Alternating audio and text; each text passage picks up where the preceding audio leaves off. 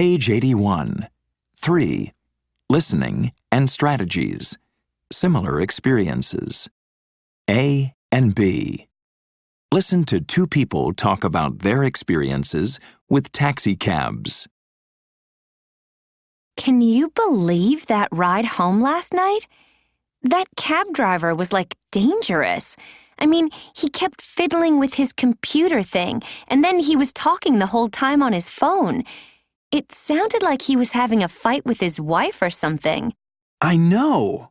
At least he had an earpiece and wasn't driving and holding the phone at the same time. But it's like totally insensitive when people are having a loud conversation on their cell phone. You just don't want to hear it.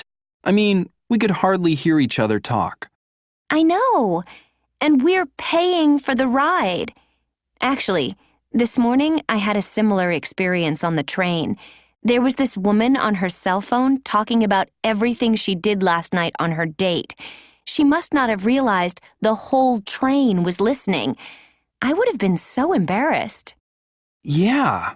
Some people are just so, I don't know. I guess they have no idea that other people are around them. They just have no manners, I guess. But you know, that reminds me of the time I was taking a cab home from a party. And the cab driver was making rude remarks the whole time because he said we'd given him the wrong directions. But actually, he was just lost. Like, he had no idea. He just didn't know his way around. And you know, the fare is getting higher and higher because he's going round in circles.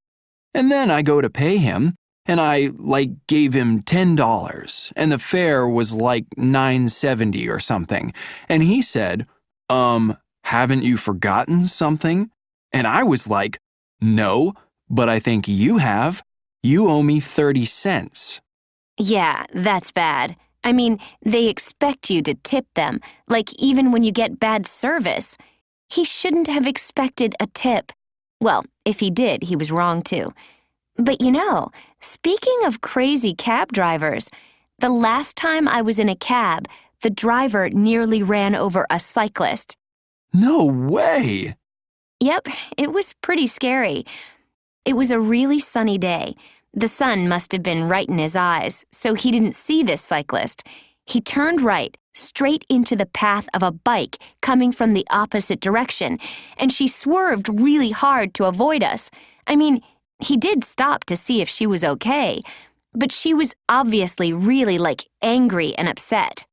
I don't blame her. He should have been more careful. That's like when they drive too fast, too. I hate that, don't you?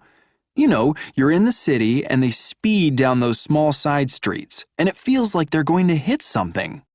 Oh yeah, that's scary. Actually, I had that happen to me. The taxicab hit a car. Well, he didn't hit another car, but he was trying to go through this small space, and he scratched another car. And he, didn't do anything. He just kept driving.